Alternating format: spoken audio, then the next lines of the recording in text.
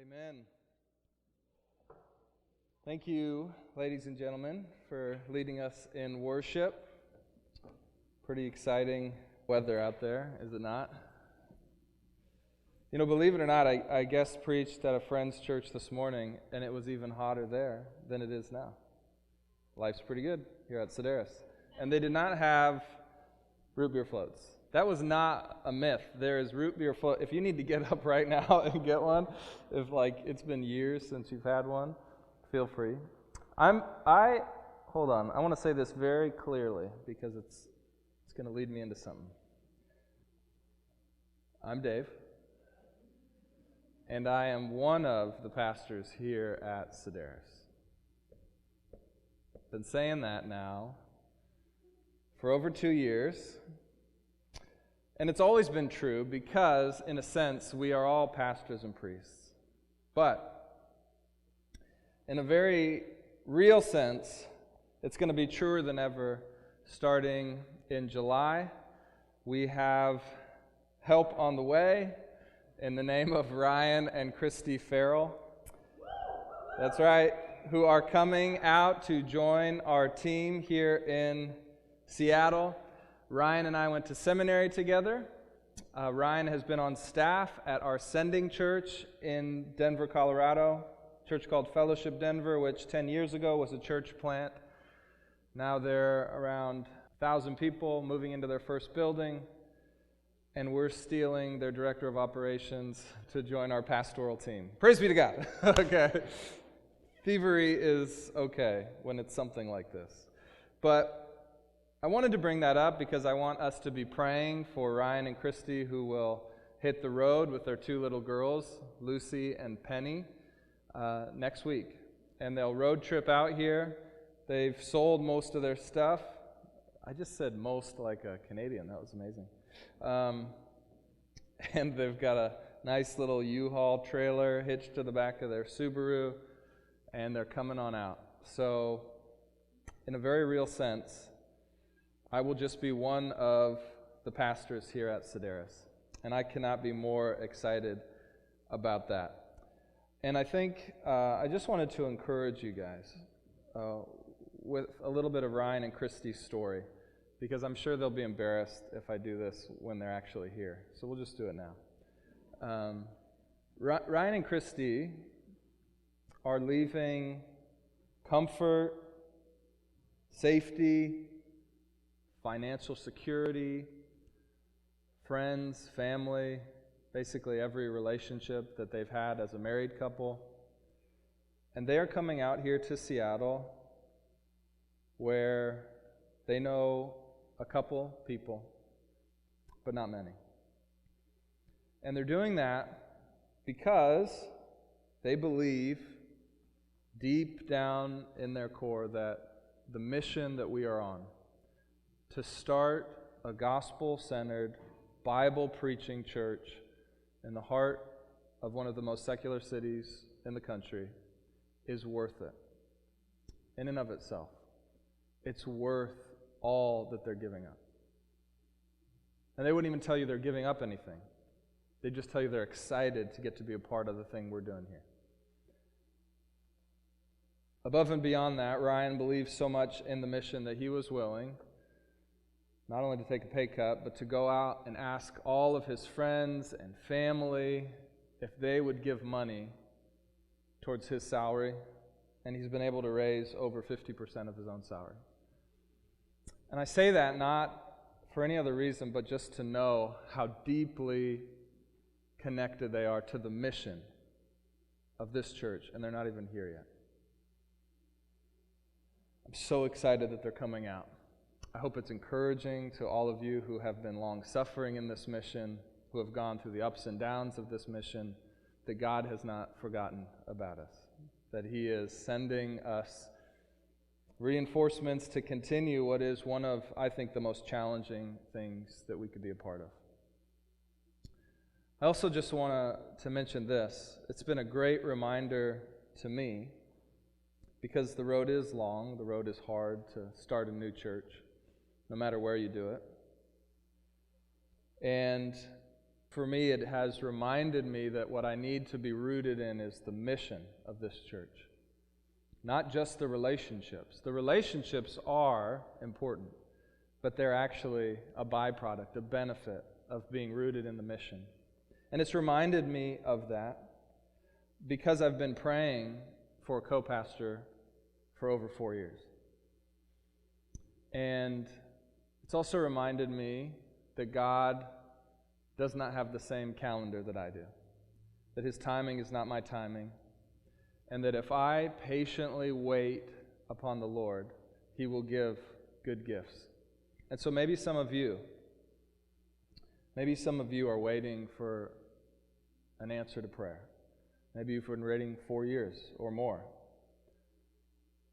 I just want to encourage you, don't give up. Don't take a shortcut. Don't take the next best thing. If what you're hoping for and praying for is a good thing, I believe that the Lord will be good. And He has been to me. And I was ready to give up. I was ready to take the next breathing person that was walking on the street. But in December, God surprised me. And out of the blue, Ryan texted me and said, just so you know, God's put Sedaris and Seattle on our heart. And we're praying about it. Out of the blue. And Ryan was somebody that I always dreamed about doing church planting with, back when we lived in Denver. Just never thought it would actually happen. So hang in there. Don't give up. I think God is for this mission. He's for this city. And I think what you're going to find when Ryan and Christy get here is that they bring so much to what we're trying to do. I think you're going to love them. I think that because they are rooted in the mission, and if you're rooted in the mission, I think you will experience the kind of relationship that is far beyond what most people get to encounter in this life and in this city. And Ryan and Christy are great people to do relationship with. So I'm super excited. Please be praying for their arrival. They found a place to live, so thank you for those of you who have been praying for that. They found a place actually just only like 5-minute walk from here on the other side of I-5 in the U District. It's going to be awesome. So praise be to God. Praise be to God. Let's actually pray right now as we enter into this time. Father, we thank you for Ryan and Christy Farrell. Thank you for Lucy and Penny, God, who are coming out from Denver to Seattle on mission for you. We know, God, that this is your doing. We know that this isn't man-made, that this is God-made. That you've put this mission on their heart, that you've put this city on their heart, that you've put this church on their heart, God. We thank you for that. We thank you that you are sending them to bless us and to be on mission with us. We pray for their travels, God. We pray for their hearts as they say goodbye to family, friends, a church that they've been a part of for over 7 years. We pray, God, that you would go before them, that you would help them to fully leave, in the sense that they fully embrace those moments to say thank you, to receive encouragement, and that they, in remembering what a good thing you've done in Denver. And then we pray as they arrive, God, that we would welcome them in as our own, as our family that they will prove to be. We pray that you give vision to them for their ministry here, for their family, for their connections to those inside the church and out. God, we give this to you. This is your church. These are your people. Ryan and Christy are your servants. And we thank you that you love us so. We pray this in Jesus' name. Amen. So exciting times are ahead here at Sedaris, and nothing more exciting than next week's baptisms and barbecue. And what I was trying to signal to Nolan was, don't forget to sign up for the potluck. So there's a sign-up sheet in the back. You can also sign up on the app. So we're going to take care of all the meat and the barbecuing and whatnot, but if you wanted to bring like a side salad or a fruit salad or chips you can sign up for that stuff, okay? And baptisms are the most incredible thing. And I'm so excited for the 6 of us that are going to be baptized next week. And if there's anybody else who's thinking about it that might be interested, come talk to me after the service tonight. It's going to be great. All right. Back to the art of neighboring. Little series that we've been doing here, trying to figure out how do we lean in to the great commandment of Jesus, which is to love the Lord your God with all your heart, with all your soul, with all your mind, with all your strength, and to love your neighbor as yourself. What does that mean? And what we've said is that what if the neighbor he's talking about, though it might include coworkers, friends, old and new, what if it also meant the people that lived next door? What if it meant the people that were in the 8 houses closest to you? What if that was a part of Jesus' command? And I think that it is. I think he's placed you there for a reason, and we've talked about he's placed you there to be handles for people should they choose to reach out to God. They might find him through you. Your story might connect to their story, which might connect them to God's story. And so we've said what happens in the front yard is important. What happens on the sidewalk in front of your house is important work. And loving people just because they're created in the image of God and just because it's worth it in and of itself. That's all we're asked to do. And last week we talked about our motives. We talked about understanding that we don't neighbor well so that we might accomplish something else, but neighboring well, loving our neighbors is worth it in and of itself. Okay? So that's where we're going. That's where we've been. And this week we're going to talk about overcoming barriers, because if you're like me, this isn't easy. Even if I've convinced you that the Great Command includes those people that live around you, even if you find that your motives are good and you just want to love your neighbors for love's sake, it's still incredibly challenging. There's these barriers to entry into this world of neighboring. Now, last week I also mentioned this podcast, Invisibilia. And Invisibilia is this podcast about these invisible forces that affect our world. And I talked about this episode on fear. So if you weren't here last week, the basic premise is this. We have our fear mechanism overstimulated, particularly in the last 30 years, to the point that we don't let our kids, for instance, go very far outside of the neighborhood, maybe to the end of the block. Whereas 30 years ago, those parents, when they were kids, had free reign for miles and miles around. So what has happened? We've been overstimulated by a number of things. And so we tend to be fearful of almost everything. And it's created in us a great fear, I think, even of our neighbors. Because we've seen stories of neighbors who have been involved in some very interesting things. And one example I'll share with you of how this sort of works is when we were kids. Did your parents ever tell you this? It's actually quite helpful as a parent when you tell your kids, show me your friends and I'll show you your future. Have you heard of this? Did anybody's parents actually say that to them? Word for word? Yes. It's a thing. Show me your friends and I'll show you your future. Well, in many ways, that's a very true statement. The friends that you have, particularly as you're growing up, can have a huge impact on your life going forward. But here's the problem. That ends at some point. When you become an adult, you're not quite as malleable as you were when you were a kid. But yet, I think when we neighbor, our parents' head in the back of our voice in the back of our head speaks up. Or you remember, show me your neighbors and I'll show you your future. And so we stay away from people who might be dangerous or might corrupt our good morals or our lifestyle. We're a little bit nervous to enter into these relationships.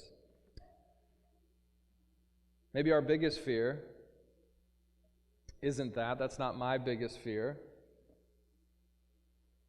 But I'll share what my biggest fear is in a second. But before we do that, I want to do a little group exercise. Okay? I want you to turn to your neighbor, and I'm going to give you 90 seconds here, and I want you to talk about, make a quick list. You don't have to write it down. You can if you want. But make a quick list. Just share back and forth the things that scare you most, that you're most fearful of when you think about neighboring well. Really entering into the life of those in your neighborhood. Okay, 90 seconds, go.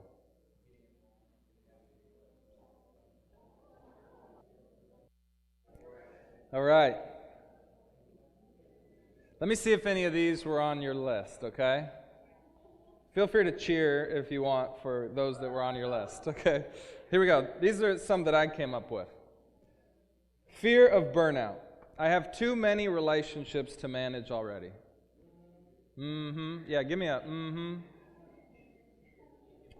Fear of annoyance. I don't think they actually want me to engage them. I don't want to annoy my neighbors. Fear of witness is what I'm calling this one. What if I do more harm than good as being a representative of Jesus? What if they actually watch my life really closely and they actually don't think much of Jesus when they look at my life? Fear of awkwardness. What if they bring up politics? Ooh. Fear of negative influence. What if they teach my kids something terrible? What if my kids become friends with their kids and they go over and yikes? I've got stories. What if they don't like me? What if they do like me and want to hang out all the time? What if they find out that I'm a pastor and persecute me? Like literally steal stuff out of my mailbox. That might not be yours, but we fear all sorts of things when it comes to neighboring. My biggest, I told you I'd tell you what my number one fear is. It's the fear of rejection. What if they don't like me? What if they want to hang out with all the other neighbors, but they don't really want to hang out with us? That one for me is a big one. But fear is something that can be overcome. So if you have a Bible, would you turn with me to 1 Peter 3:15. 1 Peter 3:15. Now this is a classic verse, one that you may have heard before. And often we think of it as a charge to evangelism, a charge to share our faith with people, including our neighbors. And it's definitely that, but I want to tell you something about the context of this verse. So let me read it for you real quickly, and then I'll come back and I'll tell you something about the context. Actually, let's just start in verse 13. Now, who is there to harm you if you are zealous for what is good? But even if you should suffer for righteousness' sake, you will be blessed. Have no fear of them, nor be troubled, but in your hearts honor Christ as Lord, as holy, always being prepared to make a defense to anyone who asks you for a reason for the hope that is in you. Yet do it with gentleness and respect, having a good conscience, so that when you are slandered, those who revile you, your good behavior in Christ, may be put to shame. For it is better to suffer for doing good than if that should be God's will, than for doing evil. Have you heard that verse? Always be ready, always be prepared, to give a reason for the hope that is in you. Now, I think it's true that hope can include a presentation of the gospel, but in the context, what's really, really interesting is that he's talking about persecution, and he's talking about a fear of persecution. He's saying, if this should happen to you, which means that people were worried, they were fearful. What happens when we engage with the rest of the world? And here's what he's actually saying. He's saying, listen, the hope that you should talk about, when people ask you about it, what they're actually going to be asking you about is, hey, why aren't you fearful like the rest of us would be? Either in your situation as a Christian, or we could even say, not fearful in the way that you neighbor. Because actually, I think most people in our city are pretty fearful of neighboring. They've grown up in the same society, they've had access to the same news outlets. They think very much like we do. They're worried, they're fearful about getting to know their neighbors. And actually, what's going to make them ask a question about this hope is seeing how you are not motivated by fear, but you're motivated by hope. A hope that you could actually have really good neighboring relationships. That's interesting, right? Always be ready to tell people why you don't act out of fear like the rest of the world. And of course, the answer is because Christ compels us. Because even if we do suffer, it's better to suffer for doing good than for doing evil. Even if we do suffer, we're doing it because Christ has commanded us to love our neighbors. And so we move forward in hope, not fear. Hopefully that's encouraging. Fear is a huge barrier to neighboring well. And I pray that you can overcome that fear with hope. The second barrier that I want to talk about is the barrier of time. How many of you are thinking right now, I've got a ton of extra time to start some new relationships with my neighbors? Tons of time. Let alone 8 new neighbors. This is probably the biggest obstacle that we need to overcome if we want to be effective at fulfilling the Great Commandment. And the question we want to ask ourselves is, are we living at a pace in which we can actually neighbor well? Are we living at a pace that allows us to be available for those around us?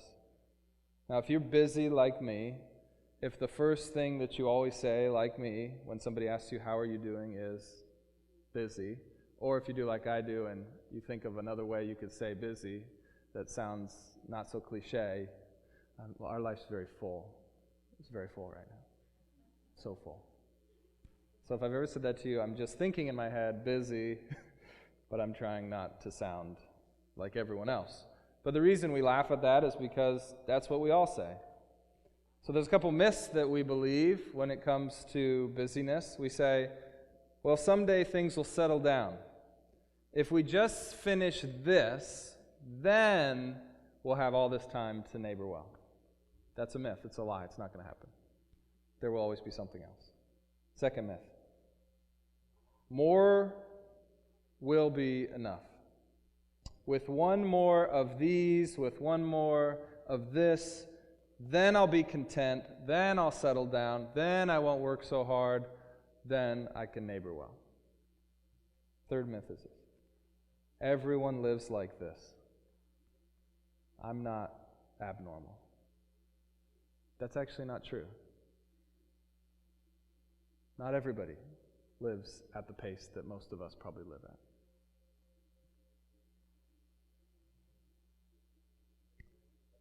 It's probably good to stop making excuses and start figuring out how we can live at a pace that allows us to follow Christ in all aspects of our life. I'm talking to myself here too. I really do not believe I have time for my neighbors. So I got to change something. I got to fix something. Great relationships form in the margins, which means that you cannot schedule neighboring. You cannot say, okay, at this time, on this date, I'm going to neighbor well. Neighboring just happens in the margins of life. You don't get to clock in, you don't get to clock out. Jesus lived this way. He lived at a pace that was interruptible. So turn to Matthew 5, and we're going to look at a story that highlights this pretty well. Matthew chapter 5, the Gospel of Matthew, Mark chapter 5, the Gospel of Mark. And we're going to look at a story. It's a pretty interesting story. You've probably heard it before. So let me start by reading Mark chapter 5, verse 21 to 24. Get us started here. Mark chapter 5, 21 to 24. It says this. And when Jesus had crossed again in the boat to the other side, a great crowd gathered about him, and he was beside the sea. Then came one of the rulers of the synagogue, Jairus by name, and seeing him, he fell at his feet and implored Jesus constantly, saying, "My little daughter is at the point of death. Come and lay your hands on her, so that she may be well and live." And Jesus went with him.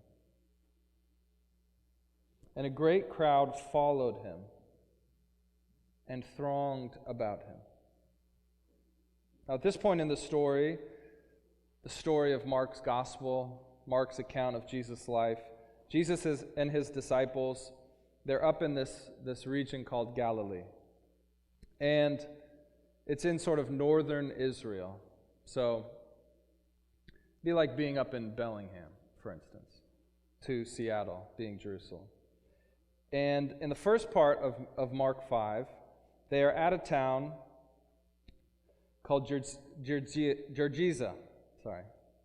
There Jesus heals a man who's been living in the caves and tombs because he's been possessed by demons. Pretty intense experience. This is the one where Jesus casts out demons into a herd of pigs, and the pigs jump off a cliff. Pretty intense day's work for Jesus. And so they get back in their boat, and then they head northwest across the Sea of Galilee, and they go to a town called Capernaum. And immediately when they get off the boat, they're met there by a horde of people. They just surround Jesus and his disciples. And then comes up one of the leaders of the synagogue. This is Jairus. And he tells Jesus, "My daughter is deathly ill. She's about to die. She's on her deathbed."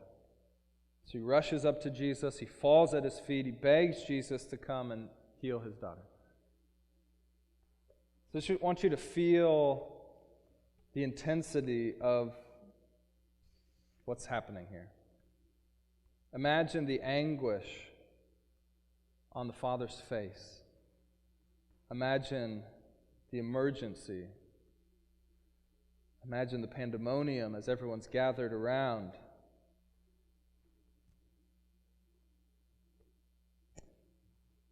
And in that hurriedness, in the time-sensitive situation in which Jesus finds himself, let's read and see what happens next. Verse 25 says this.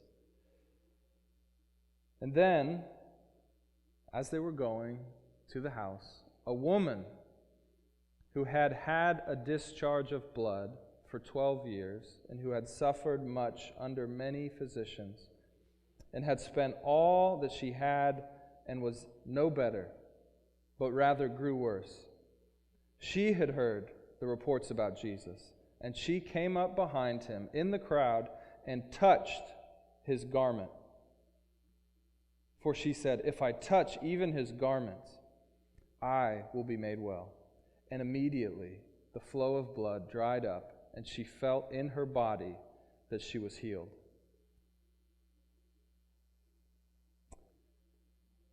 And Jesus, perceiving what had happened in himself, the power that had gone out from him, immediately turned about in the crowd and said, "Who touched my garments?" And his disciples said to him, "You see the crowd pressing all around you, and yet you say, 'Who touched you?' Everyone's touching you." And he looked around to see who had done it.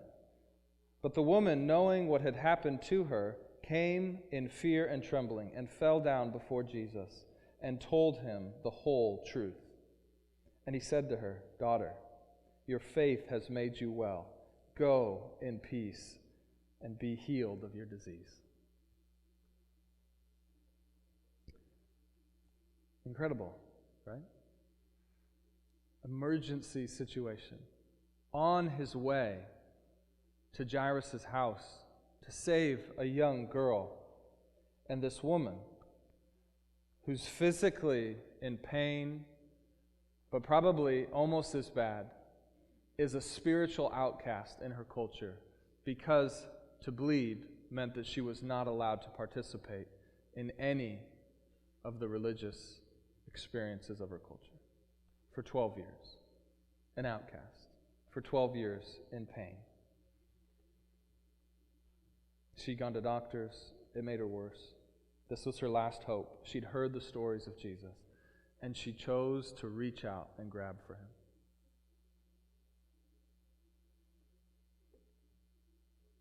Picture the masses of people around, and Jesus stops, knowing that power has gone out, and says, "Who touched me? Who touched my garment?" Now this is so interesting. Don't miss this. Look at what she does. She comes to Jesus. She admits, "It was me." And then it says, "And then she told him the whole truth."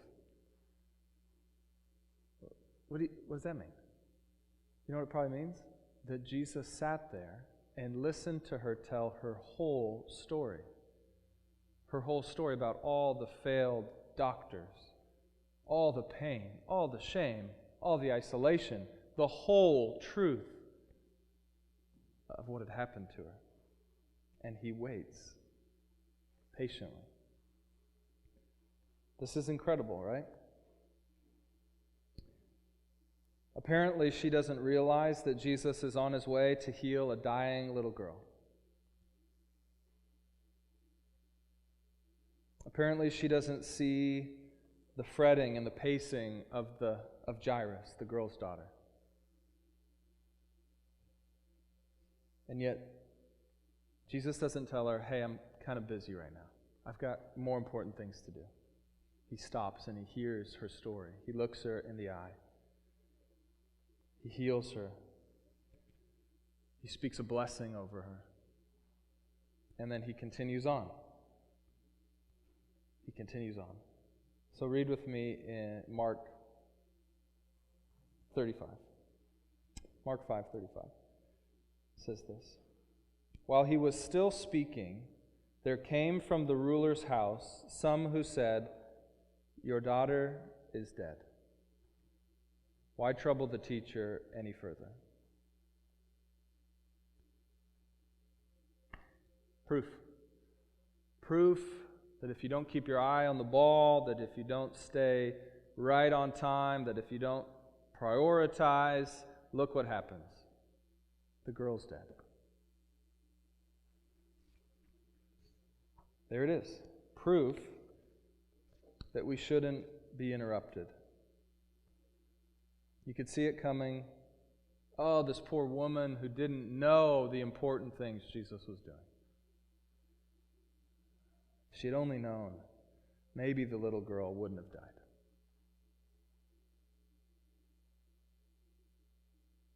But let's keep reading. Verse 36.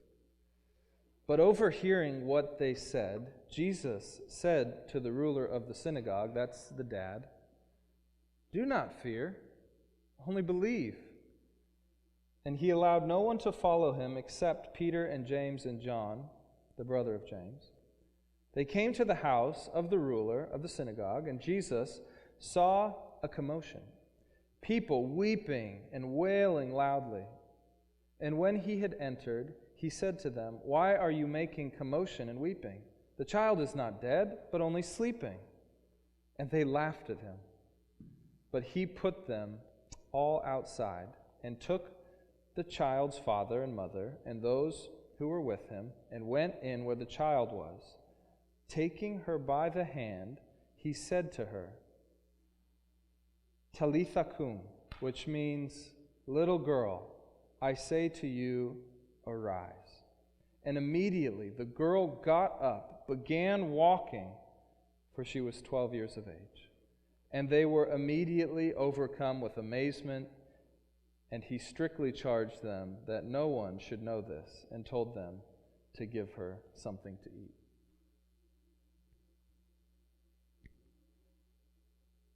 This little girl had stopped breathing.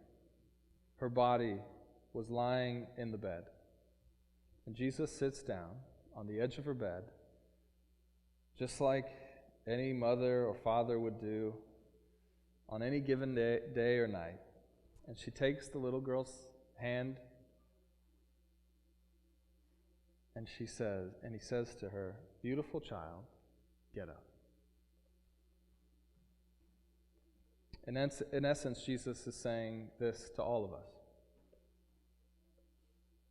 If you have your hand in my hand, death itself is nothing but sleep. That's all it took. She breathed again. Her eyes opened. Life came back into her body. She gets up, walks around the room, and Jesus says, get her something to eat. Jesus brings a 12-year-old girl back from the dead.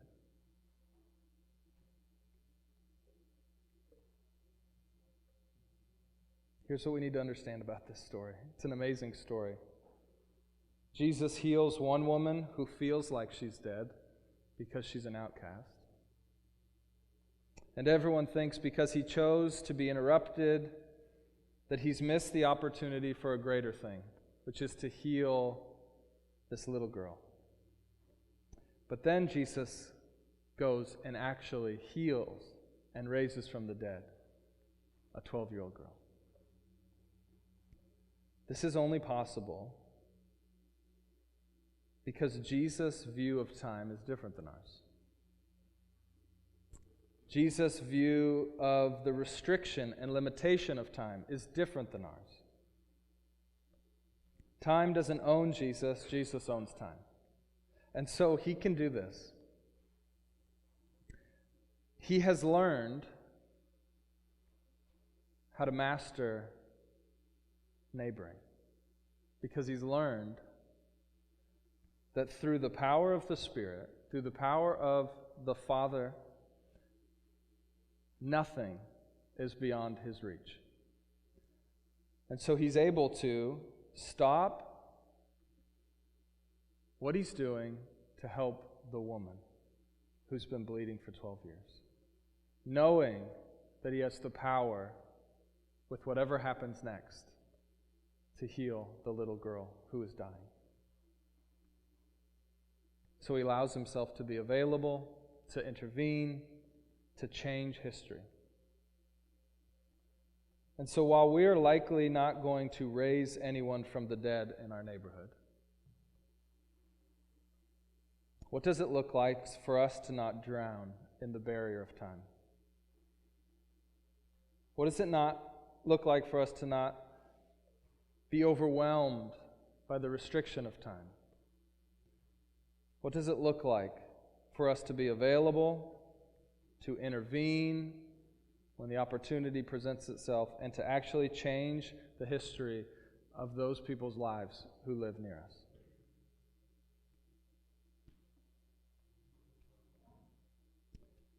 Well, let's talk about how we could actually create this kind of margin.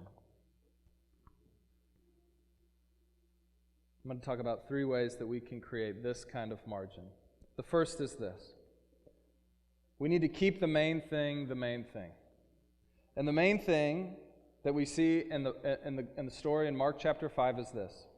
The main thing is that Jesus is power. Jesus is power. So Mark's gospel builds this conclusion throughout, that Jesus stills the storm in chapter 4. He controls nature itself.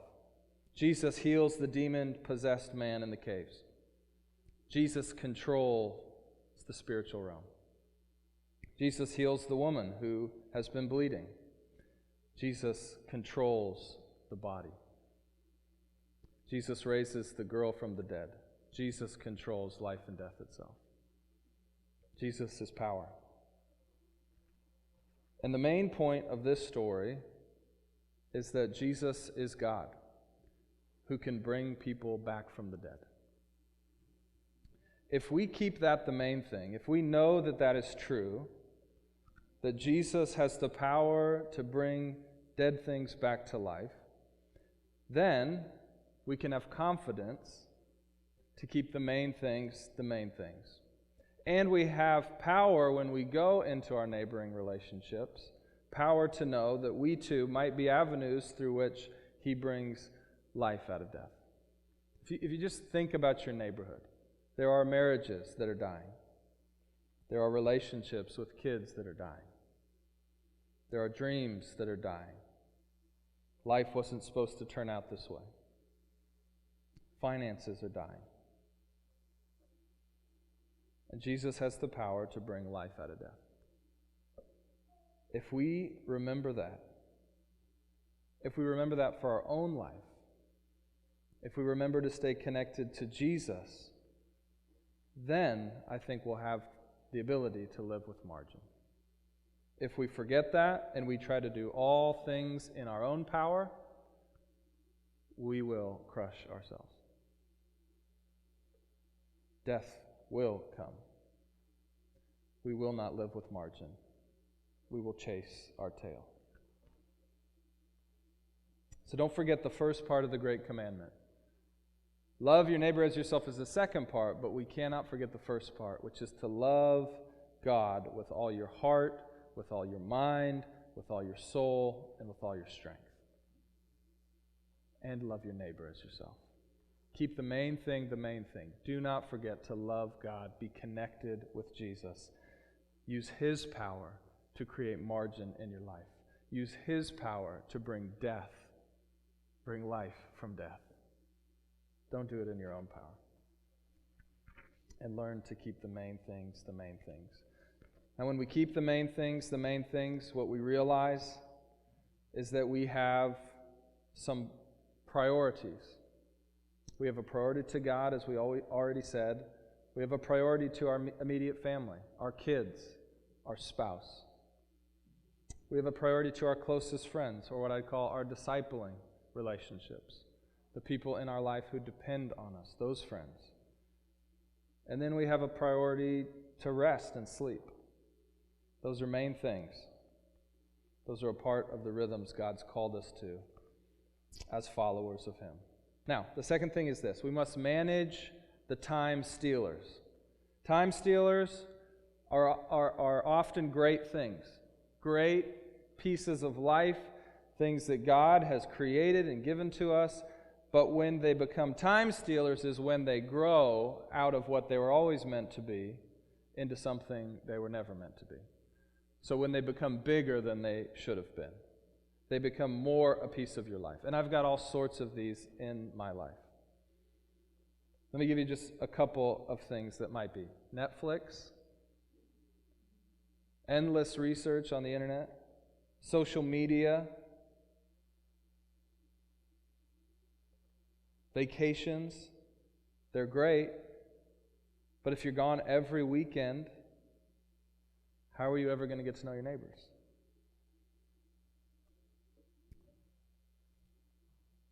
Most of these things are taking a pleasure of life and turning it into a main thing. And the way to get back, the way to eliminate, the way to manage time stealers is to crush them so that they become what they always were meant to be. You think of a rock, needs to become sand again. Needs to be crushed. Doesn't mean that you have to get rid of it altogether. It just means that it's grown out of control. So we need to manage our time stealers. Please hear this when I say this.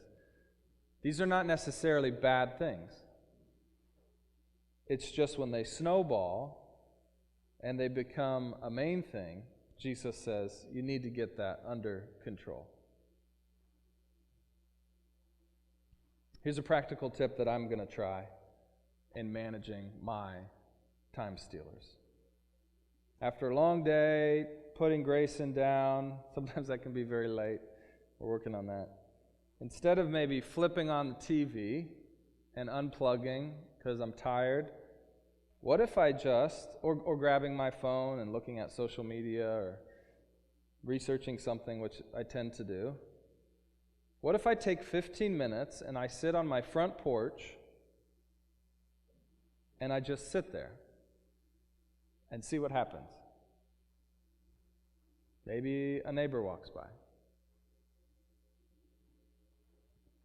Maybe I remember their name because I'm working hard on that, and I say hello.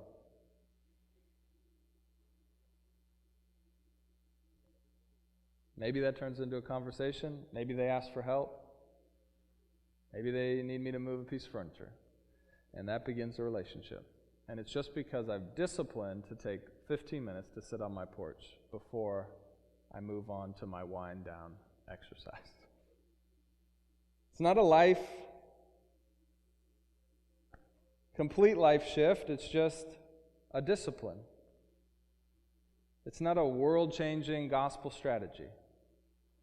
It's just discipline. It's not rocket science. It's just discipline. It's a discipline to manage my time stealers. Like I said, I'm not good at this, guys. I'm just trying to think about how I could do this well. Which brings me to my last strategy. Be interruptible. If you're going to create margin in your life to be a good neighbor and create these handles that people can grab onto if one day they're ready to meet the one true God, you need to try to be interruptible. Jesus is interruptible. We saw that in Mark 5. The interruptible life is the life of love. There's a quote by a guy named John Ortberg. It says this: love and hurry are fundamentally incompatible. Love always takes time, and time is the one thing hurried people don't have. You've got to figure out a way to not be hurried, because otherwise you will never be able to love your neighbors, or maybe even your family. This is something I struggle with. I really do. So I'm not standing up here saying, I've got it figured out. But I think this is one of the problems with my lack of neighboring, is that I'm not interruptible. Because usually the time that you see your neighbors is in a transition from one thing to the next, because maybe you're going to your car, or you're coming in from your car, or you're on your way to go do something. And if I don't learn to be interruptible, I'll never actually have real relationship with my neighbors. Being a good neighbor might actually mean being late for church or being late for your fellowship group. That's the only good reason. Because a neighbor says, hey, let's have a conversation. But I think what is interesting about this is that in a weird way, people who live with margin in their life, people who are interruptible, often seem like less important people, right? Like we think the people that are the busiest, that are the most hurried, that always leave a meeting right at the beginning of the end, the people that never have time to talk, those people must be important because they've got places to be and people to see. And what's so interesting about that is that the most important person that ever walked the face of the earth was the exact opposite. He was purposeful, but he was never in a hurry. He was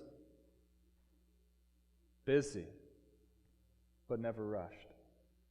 He was always willing to be interrupted. If that's a fear of yours, not appearing important enough, you need to get over that.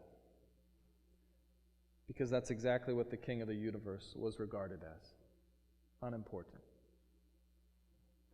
See, he even stops for the woman that we haven't even talked to in 12 years. He must not be that important.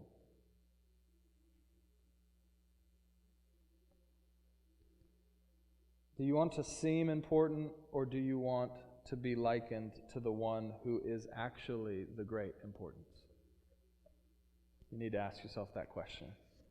And if you answer, I want to be likened to he that is the great importance, then you'll learn to be interruptible.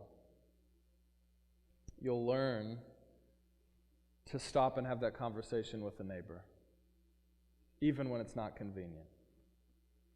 And in doing so, you're loving your neighbor really well. Okay. I had this great illustration, but I'm just going to let you wonder what it was. The rocks are the main things. The sand, which I bought, and I have a big bag if anybody needs sand. It's very cheap, actually.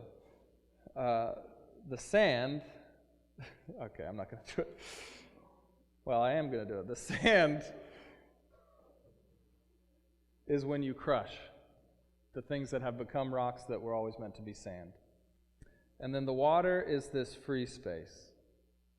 This space that we were always created to have, this room that we must protect, so that if we put it in last, but we plan on putting it in, what we'll actually realize is that we have a lot more of it than we originally thought. And you've probably seen this before. If you put them in the wrong order, like the sand first and then the water and then the rocks, you can't fit very much in. So you start with the rocks, the main things, keep them the main things. You put in the sand, those time stealers that are crushed down to be what they're meant to be, nice things in life. And then you fill it with the water, and you realize, wow, I can do a lot more than I thought I could. I can be a better neighbor than I thought I could. And you know what? My neighbors aren't as crazy and weird as I feared that they were. They're actually quite normal. They're actually quite nice to talk to. I actually like some of them. And what do you know? We start real relationships with those that live around us, and maybe one day we help connect their story to our story to God's story. And they reach out and they find Jesus. That's our hope. That's our prayer. But we must overcome these barriers which tie us down and keep us from the great command. So let me give you just a couple practical next steps. We'll talk a little bit about this next week in the park, but let me just get you thinking here. What would it look like for you to maybe throw a party for your neighbors? And let me give you something super tangible. On August 1st is a national crime prevention night called Night Out. And you can go and you can register a block party, and you can actually have your street blocked off, and you can try to find one neighbor who might agree on the front end to help you throw a block party. And you might just pull out the barbecue, you might make some food, you might walk around and invite all your neighbors, and you might actually just have a good time. Pray about that. Think about that. What would that take? What fear would you have to lean into? What would you have to move out of your schedule? What excuse would you have to take away to do something like that? I'm praying about it. I'm coming up with all sorts of reasons not to do it. But I'm going to try to do this. What would it look like for you to do something like this with your neighbors? Let's pray.